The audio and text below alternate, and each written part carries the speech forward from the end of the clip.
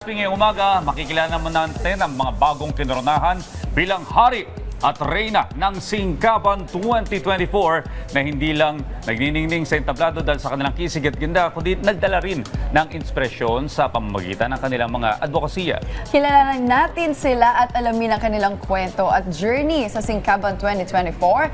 Let us welcome Maria Faracet Celso at ang reyna ng Singkaban 2024 at si Mark Lawrence Contreras, ang hari ng Singkaban 2024. Well, congratulations. Congratulations, first and Thank you po. foremost. Thank you po. Okay, kwentuhan niyo naman kami patungkol sa hari at reyna ng Singkaban 2024. Kamusta yung naging experience niyo sa pageant na ito?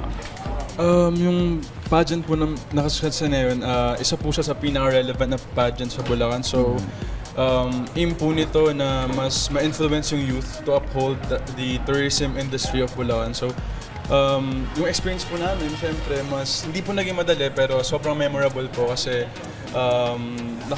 nakagamit namin yung platform to advocate and also to uphold the tourism industry of Bulacan. Faracet? As for me naman po, I feel very blessed kasi we were able to represent na yung town po namin sa Pulilan. And as like what Mark said, yun nga po, Singkaban is one of the biggest pageants in Bulacan. And yung experience po namin doon, talagang feeling namin na dala po namin yung hindi lang po yung mga sarili namin, kundi yung bayan namin sa stage yun. And now, we're very proud to represent Bulacan. Yes, alam mo, ang dami talagang magaganda at mga gwapo talaga sa Bulacan. No? And then they have represented in many national pageants. Pag sinabi mong Bulacan, well, in fact, our Miss Universe is from Bulacan. And then for sure, kayo may mga plano din kayong salihan na national pageant in the future, no? So ano ba yung paghahanda na ginawa ninyo dito sa Singkaban, no? Pagsali dito sa itong pageant?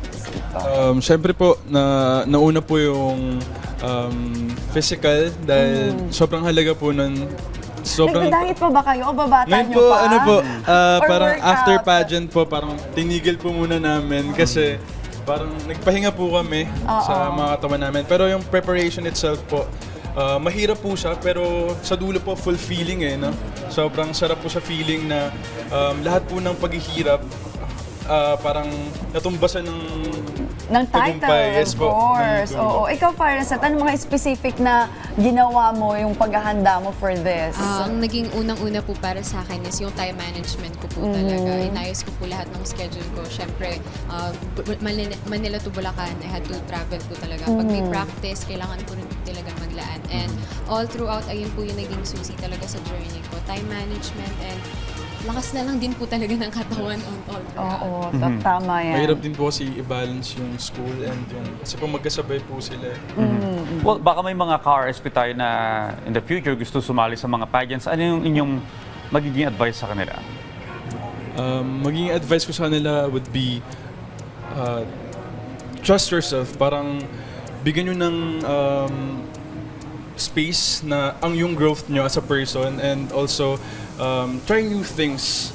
Kasi parang dito kayo mag-grow as a person and also para sa akin po kasi yung pageant po na to parang sobrang laking part po siya ng sarili ko at sa pagbuo po ng pagkatao. So sa pagsali po ng mga ganitong pageant, di lang po natin ini-aim to win or to compete but also to advocate and to use the platform.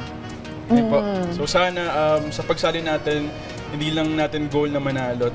Sana ay goal din natin makapag-inspire ng tao. Yeah, may purpose. How about you, Faracet? As for me naman po, don't be afraid to try. And if you really want it talaga, and if para sa'yo talaga, i-try mo talaga kasi you never know. Just like me, hindi ko naman talaga ina-expect na I'll be here today, I'll win the title, ganun. Pero don't be afraid to try. Take the leap.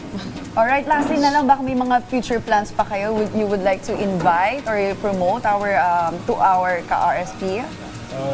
Gusto ko lang po sabihin na bisitahin niyo po ang dakilang lalawigan ng Bulacan and also visit our famous tourist spots there.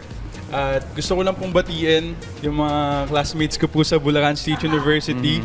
3D po, hello po sa inyo. At sa the best prof ever, Madam Fifi Marie po, na nag-invite sa amin. Yes. How about you? Ayun po. As for me naman po, like what Mark said, visit po natin yung Bulacan. We do not only offer... Let's visit Bulacan. Very super ganda po ng Bulacan. Let's not, hindi lang po ang meron sa amin na ecotourism.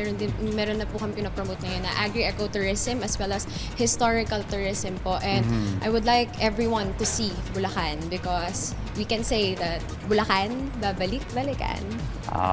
Yun pala yung tagline doon. Ano?